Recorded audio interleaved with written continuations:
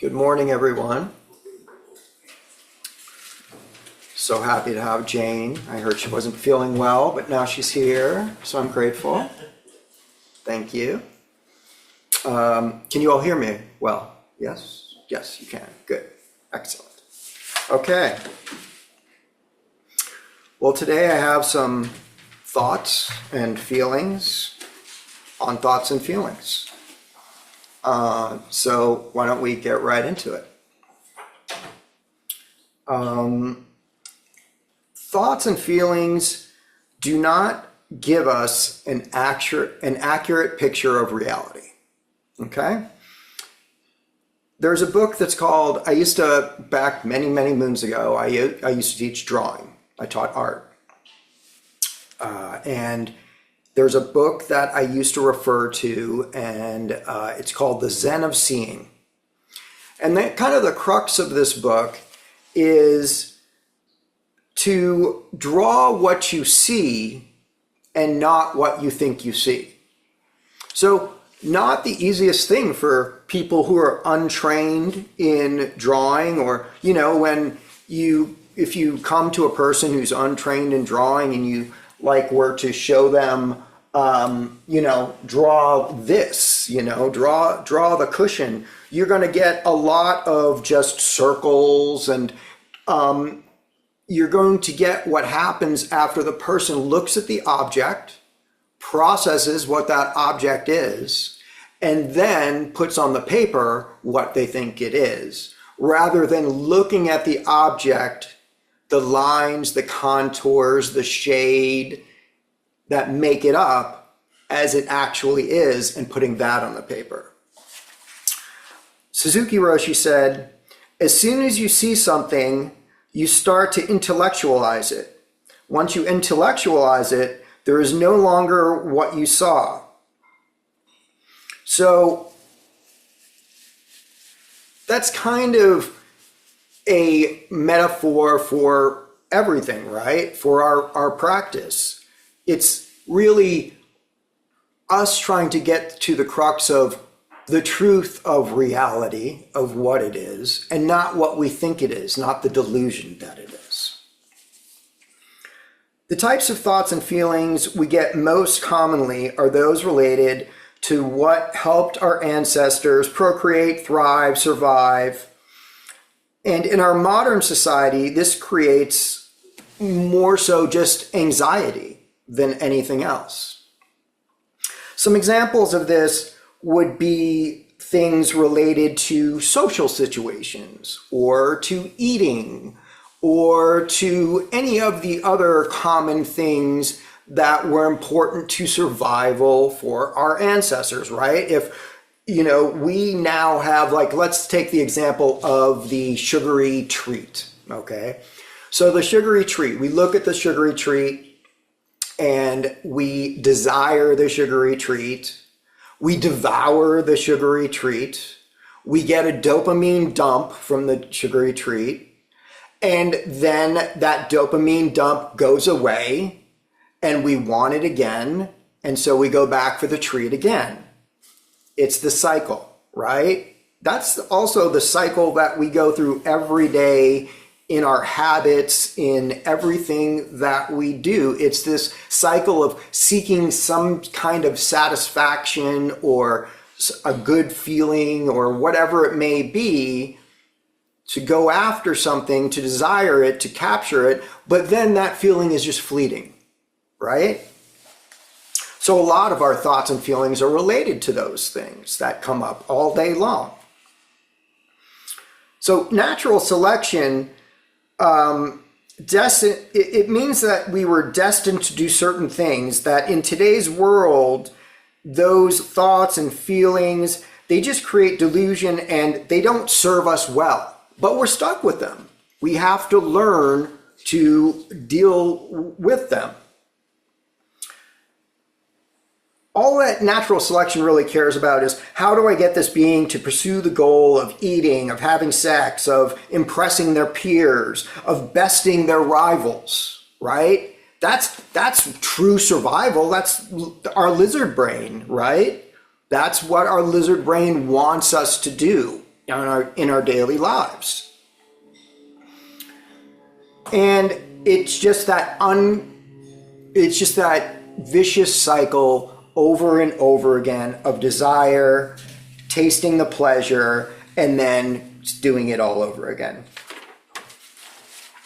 So we need to accept our thoughts and feelings as they are and for what they are and not attach to them. So what are they? They're tools. They are not us. They are there to help us in our daily lives or not help us. But they're there to be learned from one way or another, and for us to be able to, in some way, further our learning and our practice by examining them.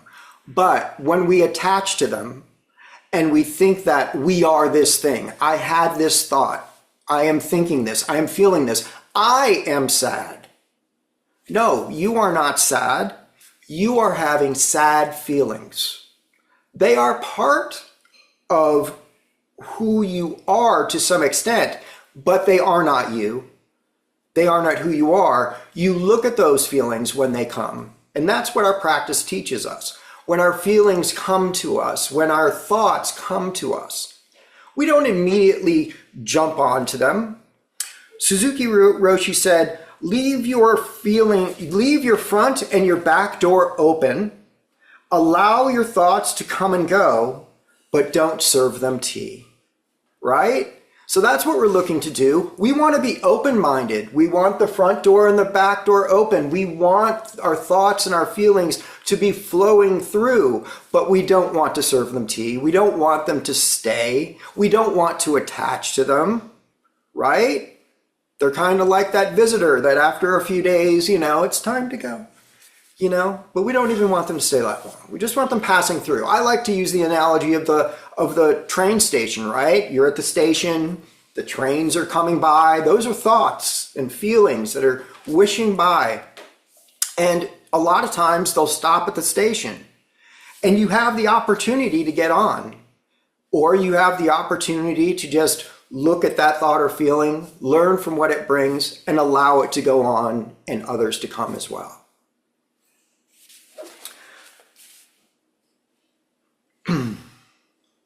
Dogen Zenji said, non-thinking, fushi, is a key aspect of meditation practice, not as an absence of thought, but as a state of open, fluid, and mindful awareness of where thoughts are,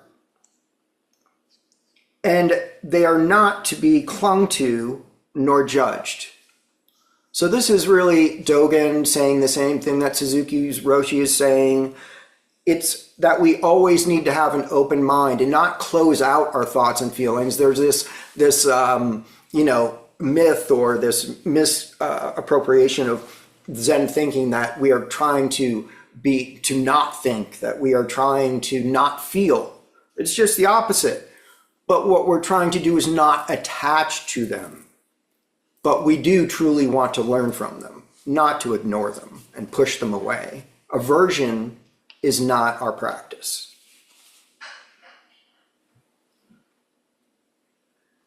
So this state is beyond egocentric cognition, okay? There are some recent studies that have been done that show that our thoughts with regards to thoughts and where they derive from is not actually true. If they look at the electrical impulses that go through our bodies, like let's say I go to move my hand, we think that originates in our mind. But if it's looked at and studied closely, it's found that impulse exists and that's happening before you even understand or are cognizant of it happening. There are recent studies that show that there are microflora that exist within your colon that are somewhat akin to giving you that sixth sense that we all know that exists, that we all know that we can tap into, but we're just not, tapped into. A lot of that comes from giving up this and those thoughts and feelings. And, there's a saying, listening to your gut, that gut feeling, that's there for a reason. And that's not just a use of words in a haphazard way.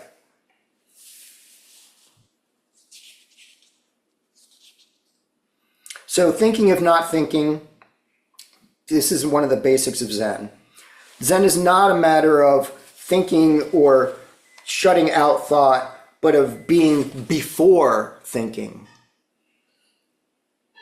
Of before thinking. So be a witness to your thoughts and feelings. Learn from them, but do not attach to them. Do not fall into the delusion that your thoughts, feelings, and the delusions they create are you. There's that common phrase that says that it's the thought that counts. I'm going to say no. That would be incorrect. It is not the thought that counts.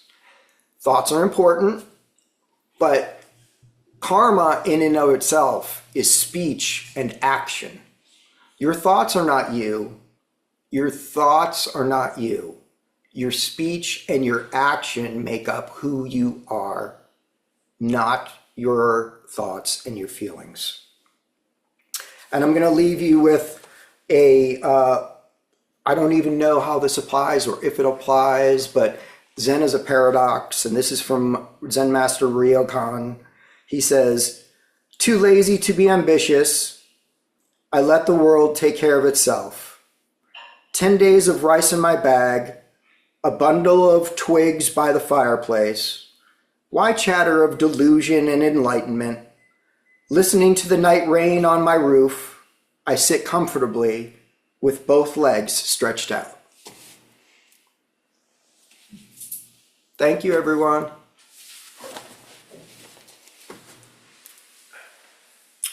I appreciate your time. It's so generous of you to be here on this holiday weekend, and thank you, and a happy Easter weekend to those of you that do celebrate. This is Easter. It's Easter weekend. It is. Tomorrow's Easter, Jane. Yesterday was Good Friday. Oh my goodness. I know. There you go. For both, this happens once every 4 years, where Orthodox Easter and Catholic Easter, they fall together because of where Passover falls or whatever. So if you celebrate Easter, happy Easter. Are there any questions, comments? Oh, Jane has a question. Let me put I have a comment also. This is hi everyone. This is what you were defining in the beginning about really look at what you're drawing. That's in art schools, they call that artistic vision. And you can't really do any artwork at all until you develop that vision, so that when you look at things, you see patterns, not just some idea. You don't think what you look at. You really just stop and look at it. So no matter what you do, if you don't develop that first, and drawing is a very good way to develop that, because you can see people's confusion about what they're looking at by the drawings. But yeah, it's a good thing to develop. Thank you. Yeah, I really loved when I found that book, and I thought it was a really great way to teach people about drawing, because I think that's one of the biggest things that happens, is that the thoughts get in the way of what's really there and what you're really putting on the paper and what you're really seeing rather than what you think you're seeing. Yeah, I learned what that meant by being in college and having to draw a pile of garbage. And I looked at it and thought, how can I draw garbage? And then I thought, well, what if I stopped thinking it's garbage, and what if I just looked at it and I saw the red things in it and the blue things in it and the long lines of slime or whatever it was. And so I started trying to see it as patterns. and I had to really work at it to do it, but in the end I felt like I saw it as things all piled together, not as a pile of garbage. But I appreciated the fact that there was quite a bit of beauty in it. I agree. I totally agree. Let me grab a chair and kind of move. Mark, do you mind if I'm gonna sit here, I'm not gonna close you up. I don't mind getting. That way all of us can get. And I also found out about artistic vision because the very first week I was in college in an art class. I had never been in an art class before. And I was used to people telling me I could draw, so I had a good opinion of what I did. And the first thing I tried to do was a tree. And you could see immediately it was a very stereotyped tree on a very stereotyped hill. And the teacher called me into his office and he said, I think that you're probably not cut out to do art, so I suggest you take another class, because if you continue like this, I'll have to fail you. And I said to him, no, I wanted to paint, so I went back and started to really look at the paintings look at the pictures I was going to paint, and stop trying to paint from my mind. And at the end of the term, the teacher said to the class, I advise this lady to give up art. He said, but she vehemently said no. So I said, okay, at your peril. And so he ended up giving me an A. There you go. And I was really pleased, and I knew I was going to continue with art after that. Very nice. Daniel? The quote about serving your thoughts tea, Yeah.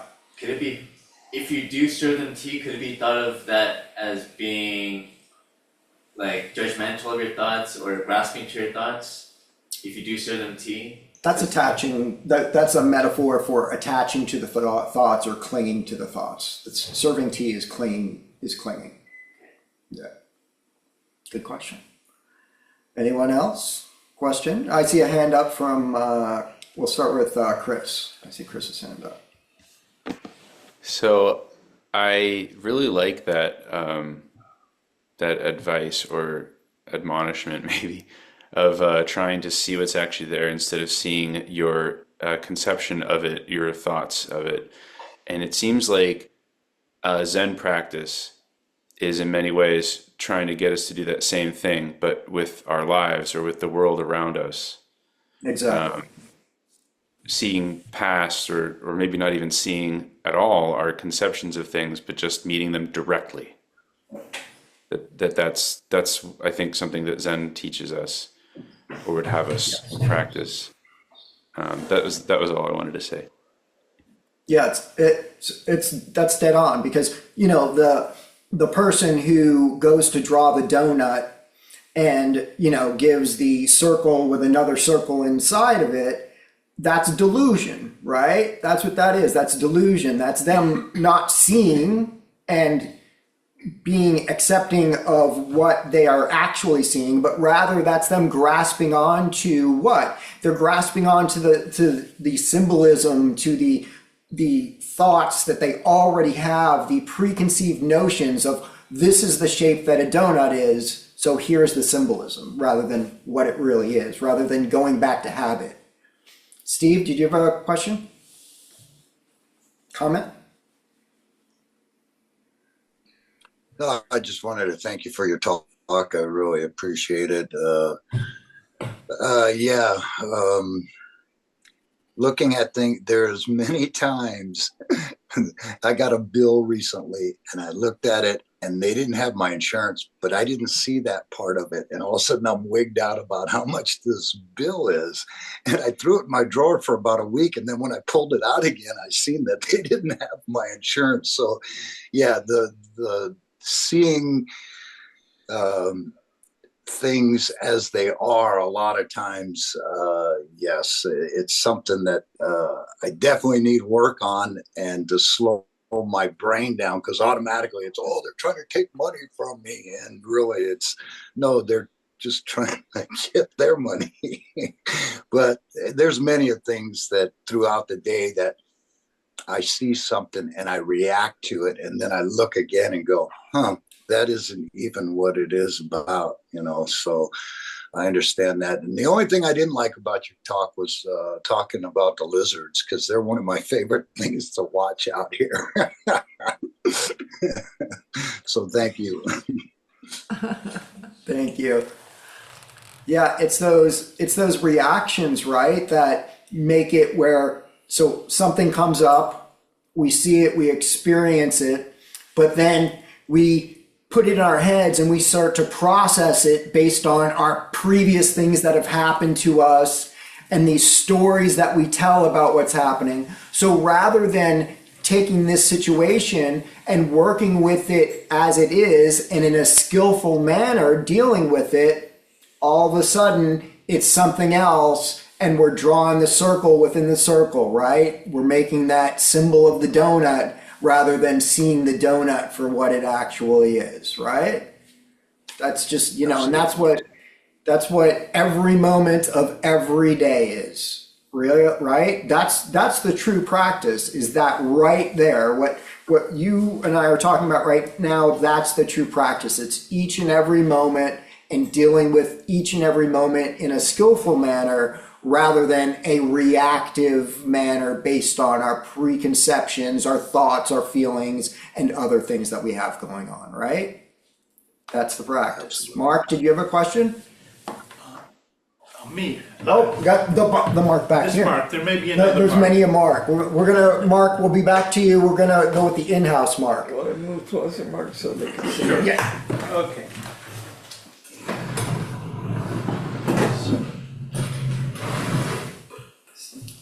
And I guess Stay here.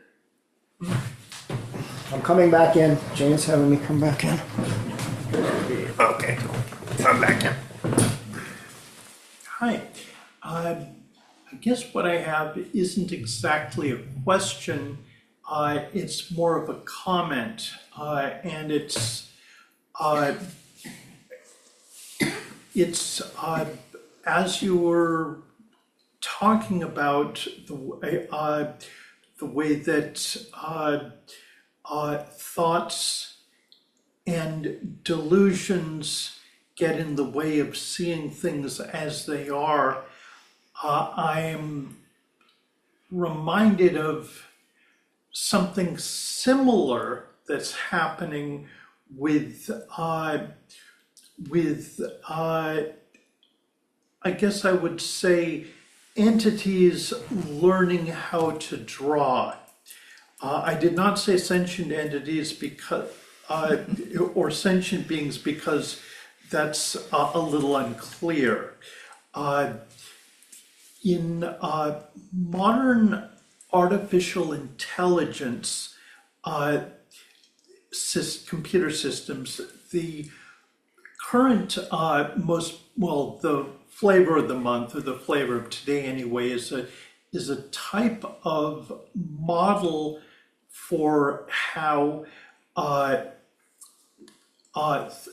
brains and thoughts work that doesn't encapsulate very much of how our brain and how our thinking works, but which mimics certain aspects of it. And one of the things that I have been looking at out of my own interest is the way that these modern what they're called LLMs, or large language models, learn how to draw. And they when they're first starting to find a way to make to copy something artistically, there's what comes out is not very artistic. Once they've spent more time doing it, and they develop something that looks more to us appears more like art, and it seems that they're getting better at it. And then there's a point that crops up, which within the, I guess within the field of study is called hallucination. When AIs hallucinate, they develop representations of things that have no basis in reality. But it seems to me that it's very much like they're beginning to think, and these thoughts are what replace,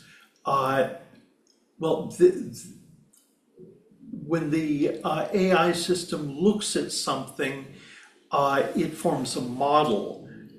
But then when it creates a thought about the model, that thought is not based on what it saw, but based on what other things are floating around in its memory banks.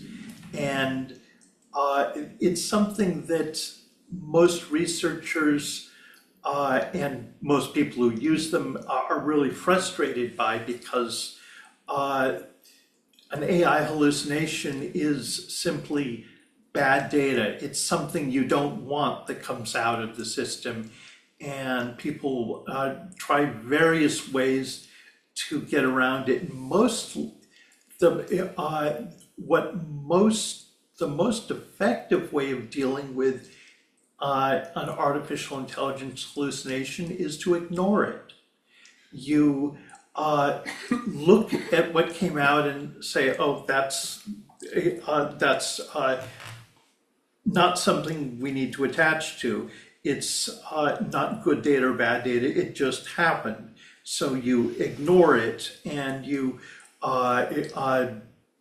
tell the computer to try again. And it never occurred to me before that that there is some similarity to how we look at and see things, and then thoughts arise from that, and we struggle with our thoughts. While computer artificial intelligence systems are very far away from thinking like people do, and the large language model only captures a very small part of what brains do. It seems that they're already seeing some of the same problems that sentient entities have. So it seemed that what you're saying and what the studies seem to show is that the illusions, hallucinations that are created by the AI are created when discrimination is added into the equation. When the user of the AI says, this is good, this is bad, it then starts to create its own visions of what it is rather than what it actually is. And yet when the input is null, no input is given, it's just allowed to sit, that's when it actually is giving non-hallucinated data back. And that's a really good metaphor for what we, need to try and do, is to eliminate discrimination from the process, and in doing so, seeing things for what they really are. It'd be interesting to see if they're being troubled by constant thinking. Too much thinking for the AI. Mr. Middlebrook, did you have a comment, sir?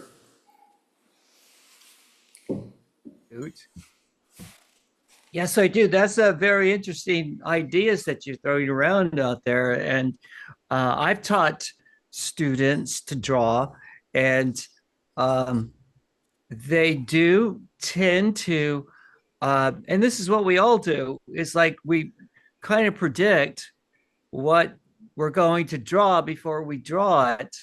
And Mm-hmm. it'll often be from kind of a rough idea, and then it comes out kind of symbolically, like when students try to draw eyes, they're going to make them into almonds and put a, and they might be good at drawing almonds, almond shaped eyes, but not all eyes are almond shaped eyes. They're very, very different when you look at, when you finally get through this predictive stuff in your brain and you look at things as they are in a 3D plane, well, really you're seeing with two different eyes. You have this stereoscopic vision, and it's quite different if you have one eye. Um, we're trying to create volume and shading and things like that to create what we actually see, but we come up with ideal forms often beforehand. And so the computers are trying their best because they're predicting the next word or the next line drawn or the next shape or whatever. But just like our minds, they start having hallucinations. I mean, really, a lot of our thinking, our daily thinking, is a hallucination. We're adding things up in our heads. We're looking at things. We're in human situations, and they're very mental, and they do get.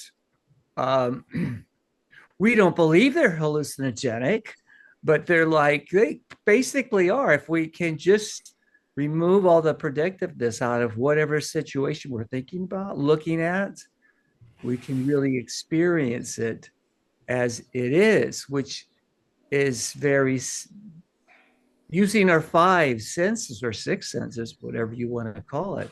If we can use that in the real time, um, it's really wonderful. I would say if you wanted to try this, it's like chanting's really good for this because you're trying to say the words with other people. You're trying to say with these things with other people and match the tone and everything. It's in the real moment. You can't chant a second later and fit in with a chant or chant ahead. That's the same thing. It's like so chanting, playing physical games. Also, I would say music is really, really good for tuning your moment, the timing, the hearing, to be in the now, because it's very difficult to to talk to people without talking about metaphors, which are kind of hallucinations when you come to it. Because we imagine different settings and they're not even there. We imagine them in our head to convey certain ideas that, and we do this a lot in Buddhism. If you think about it, you can't, how do you talk about nothingness? How do you talk about how a lot of the things we experience without going into metaphor? And you're stepping right into hallucinations when you do that. You're making somebody hallucinate exactly what you were thinking in your mind in a symbolic way. So it's fascinating how convoluted it gets. So I guess once we develop ESP and Sometimes it's necessary though, Mark, right? So yeah. like the example of like the peach, right? Mm, So if you're someone who has tasted a peach mm, and then you're trying to explain to somebody else about the peach, but so how do you speak other than in metaphor in order to convey the peach to that person who has not experienced the peach? Is that not maybe why Zen is so confounding to people at times? Because there is no conveying that experience through actual word or thought or whatever, right? It has to be conveyed in some other way, right? And often to people look at it from outside, they're like, why do they talk this way? Why can't they just tell me, like just say it with their words, right? Yeah, okay, it's empty. you're Yeah, so simply and like Peter would say, uh, it's always in the past because as soon as you put a word on it, it's not there anymore. Yeah. exactly. Also, I wanted to say one thing about one of the reasons why we leap on things is, suppose you had a little branch about this long and you wanted to draw it. Your mind would look at it and see a straight line, but chances are it's nowhere near straight. And the way you can see that for yourself is every second to move your mind down the branch and see it goes up here and down there and up again, and then it goes straight for a little bit, then it goes up. Every moment you're looking and seeing something new in the situation. So I think we spread ourselves wide to cover things rather than to actually look at all the fineness of each moment. No, that's true. Really, when you set out to draw things, it's almost you have to kind of experientially break it down, and then you recreate it with your hands, which is you're interpreting. And so it's a brain activity that you have to use your senses. And the finer you can use your senses, the more mind you leave out of the situation and you Yeah. translate it more like it is. And So we would take a pencil and hold it like this so that it was true, straight. And then when you hold it over the branch, you can see the branch actually curls down and up again. Yeah. And that's a surprise when you do that the first time and you thought that the whole thing was just straight. Then you hold this pencil out and look at it, compare it. Or if somebody looks like they're sitting up straight and you hold a pencil out and compare the shape, you'll see that the person's actually leaning forward quite a bit or backward quite a bit. Yeah, for those of you that haven't drawn before, so that's a great technique, is that you'll hold the pencil kind of so the tip is here and you're holding it kind of like this, and you use it like Jane just explained to find the actual angle of whatever line or whatever it is you're looking at, and then you can put it right on the paper. You can take that angle and put it right onto the paper. So it's a great technique for learning to see and then put on the paper without putting your mind in between the two. If you do that a lot, you finally can start to see without the pencil. You see what the Exactly. actual Yeah. shape is. Yeah. Mike has a comment. I am gonna go all the way to the beginning. Again, what's the title of your talk? thoughts and feelings on thoughts and feelings.